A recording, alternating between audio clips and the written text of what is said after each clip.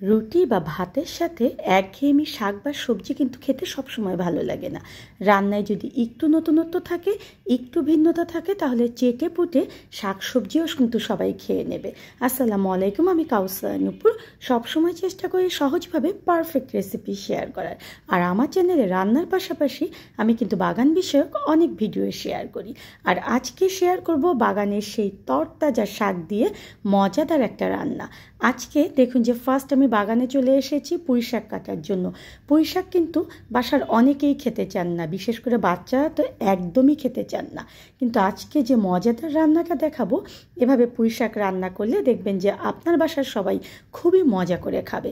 আমি ফার্স্ট বাগান থেকে দেখুন যে বিভিন্ন টবে যে পুঁই শাক করেছি, সেখান থেকে পুঁই শাকগুলো কেটে নিচ্ছি। আর এগুলো পুঁই শাক কিন্তু আমি বাজার থেকে কিনে নিয়ে আসা যে পুঁই শাক, সেই পুঁই শাকগুলো খাওয়ার পরে ডালগুলো লাগিয়ে দিয়েছিলাম। সেখান থেকেই দেখুন যে কত সুন্দর পুঁই শাক হয়েছে। আর এই যে আমি কেটে নিচ্ছি, এই পুঁই শাকগুলো কাটার পরে দেখবেন যে 7 থেকে 10 দিন পরে এখানে আবার নতুন করে পুঁই শাক হয়েছে। আমি পুঁই শাকগুলো কেটে নিয়ে এসেছি, এখন এগুলো রান্নার জন্য কেটে নিতে হবে। যদি দেখেন যে পাতাগুলো বেশ বড় বড়, তাহলে পাতাগুলো এভাবে ডাঁটা থেকে আলাদা করে নিয়ে সেগুলোকে 2 টুকরো বা 3 টুকরো করে কেটে নেবেন। আর ডাঁটাগুলো কিন্তু ফেলে দেবেন না, ডাঁটা খেতে খুবই মজা।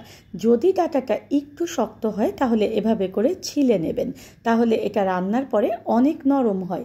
আর যখন দেখবেন যে ডাঁটাগুলো একদমই শক্ত নাই, তাহলে সেই ডাঁটাগুলো কিন্তু আপনারা এমনিতেই কেটে নিতে পারবেন। তবে ডাঁটাগুলো যদি মোটা হয় তবে অবশ্যই মাঝ বরাবর এভাবে কেটে দেবেন।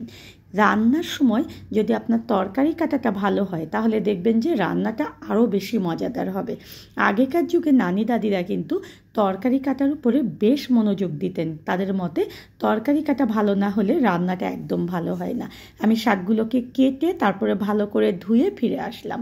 চুলে একটা কড়াই উঠিয়ে দিয়ে সেখানে দিয়ে দিচ্ছি কিছুটা তেল। আর তেলটা যখন দেখবেন ভালো মতো গরম হয়ে যাবে, তখন এখানে দিয়ে দিতে হবে পেঁয়াজ কুচি। আমি 2টো পেঁয়াজ কুচি করে নিয়েছি। আর আজকে যে শাকটা নিয়েছি সেটা 1 কিলো পরিমাণ শাক নিয়েছি। আর কাঁচামরিচের ফালি দিয়ে দিচ্ছি। আমি কাঁচামরিচটা ফ্রোজেন করে রেখেছিলাম 6 থেকে 7 মাস আগে এই বর্ষার জন্য।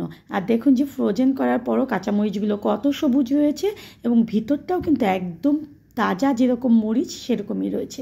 এগুলো কিন্তু আমার বাগানের মরিচ। পেঁয়াজ এবং মরিচটাকে দেখুন যে একটু ব্রাউন করে ভেজে নিয়ে 1 টেবিল চামচ পরিমাণ আদা রসুন বাটা দিয়ে দিচ্ছি। 1 চা চামচ পরিমাণ আমি এখানে দিয়ে দিচ্ছি হলুদ গুঁড়ো। আর এখানে দিয়ে দিচ্ছি লবণ। লবণটা অবশ্যই নিজের টেস্ট অনুযায়ী দেবেন। আর দেখুন যে এখানে আমি দিয়ে দিচ্ছি টমেটো। আমি 2টোর মতো টমেটো দিয়েছি। আর টমেটোগুলোও কিন্তু আমি ফ্রোজেন করে রেখেছিলাম শীতের সময়। আর এগুলো কিভাবে সব কিছু ফ্রোজেন করতে হবে সেটা কিন্তু আমি আমার চ্যানেলে শেয়ার করেছি, অবশ্যই আপনারা দেখে নেবেন। চ্যানেলটা কিন্তু একবার অবশ্যই ঘুরে নেবেন। টমেটো দেওয়ার পরে ভালো মতো নেড়ে চেড়ে 1 কাপ পরিমাণ মসুর ডাল আমি 30 মিনিট আগে ভিজিয়ে রেখেছিলাম, সেটাকে এখানে দিয়ে দিচ্ছি। দিয়ে একটু নেড়ে চেড়ে নিচ্ছি, খুব বেশি নাড়ার কিন্তু এটা দরকার নেই। এখন পানি দিয়ে দিচ্ছি সিদ্ধ হওয়ার জন্য। পানিটা এমনভাবে দেবেন যাতে করে সিদ্ধ হওয়ার পরও এখানে কিছুটা রস থাকে। যতটুকু ডাল তার 3 গুণ পরিমাণ পানি দেবেন। ঢেকে দিয়ে দেখুন যে ডালটাকে আমি ভালো মতো সিদ্ধ করে নিয়েছি। আমার ডালটা কিন্তু একেবারে সিদ্ধ হয়ে গিয়েছে। এখন ধুয়ে রাখা যে শাকটা সেটা এর মধ্যে দিয়ে দিচ্ছি। আর শাকটা দেওয়ার পরে দেখবেন যে অনেকটা হয়ে যাবে, তাই এই অবস্থায় নাড়াটা আমাদের জন্য কষ্ট, তাই একটু ঢেকে দেবেন। যখন একটু কমে যাবে তখন এটাকে নেড়ে চেড়ে দেবেন। দেখুন আমি 5 থেকে 7 মিনিট ঢেকে রেখেছিলাম, এটা একটু কমে গিয়েছে। এখন আমি ইজিলি এটাকে নেড়ে দিতে পারছি। এই টেকনিকগুলো রান্নার সময় মনে রাখবেন। আর আমি কিন্তু পুরো রান্নাটা এখন পর্যন্ত জোর আঁচে করলাম। আপনার রান্না করার পরে শাকগুলো সবুজ কিভাবে থাকবে সেটা কিন্তু আপনার মাথায় অবশ্যই রাখতে হবে। আর সেই কারণে অবশ্যই শাকটাকে জোর আঁচে রান্না করতে হবে। আমি ঢেকে ঢেকে নেড়ে চেড়ে শাকগুলো সিদ্ধ হওয়া পর্যন্ত রান্না করেছি। আর রান্নার পরেও দেখুন এখনও শাকগুলো কত সুন্দর সবুজ রয়েছে। এই অবস্থায় চুলার জালটাকে এখন আমি কমিয়ে দিয়ে পাশের চুলায় একটা ফোড়ন তৈরি করব। এই ডালটা অসম্ভব মজাদার হবে এই ফোড়নের কারণে। যখন এখানে আমি দিয়েছি সরিষার তেল, সরিষার তেল গরম হওয়ার পরে 4 থেকে 5টা দিয়েছি এখানে আস্ত শুকনো মরিচ, একটা পেঁয়াজ কুচি আর একটা রসুন কুচি এখানে দিয়ে একদম ব্রাউন করে ভেজে নিয়েছি। এখন এখানে দিয়ে দিচ্ছি ডাল ফোড়ন। একটু নেড়ে চেড়ে নেওয়ার পরে সেই যে রান্না করার শাকটা তার মধ্যে ফোড়নটা দিয়ে দিচ্ছি। অসম্ভব সুন্দর স্মেল দিয়ে রান্নাঘরটা ভর্তি হয়ে গিয়েছে। আপনাদেরকে ভিডিওর মধ্যে কিন্তু একদমই দেখাতে পারছি না, তাই অবশ্যই কিন্তু নিজেরা এটা রান্না করার পরে স্মেলটা কেমন হয়েছে সেটা আমাকে জানাবেন। একটু ঢেকে রেখেছি, নেড়েচেড়ে দেইনি। আর এখানে দিয়ে দিচ্ছি 1 চা চামচ পরিমাণ আমি সবজির মশলা। কিভাবে সবজির মশলা করতে হবে সেটা আমি চ্যানেলে শেয়ার করেছি, অবশ্যই সেটা করে রাখবেন, তাহলে দেখবেন যে সবজির টেস্ট কয়েক গুণ বেড়ে যাবে। আর যদি সবজি মশলা না থাকে তবে ভাজা জিরের গুঁড়ো দিয়ে আপনি এটা রান্না করবেন। দেখেছেন কতটা সবুজ হয়েছে।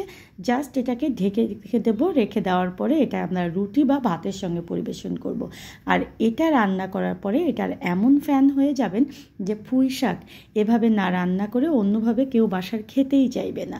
ধন্যবাদ সবাইকে আমার সঙ্গে থাকার জন্য। আর পুরো ভিডিওর জন্য আপনাদের কাছে অবশ্যই অনুরোধ থাকবে যে আমার ভিডিওটা শেয়ার করবেন।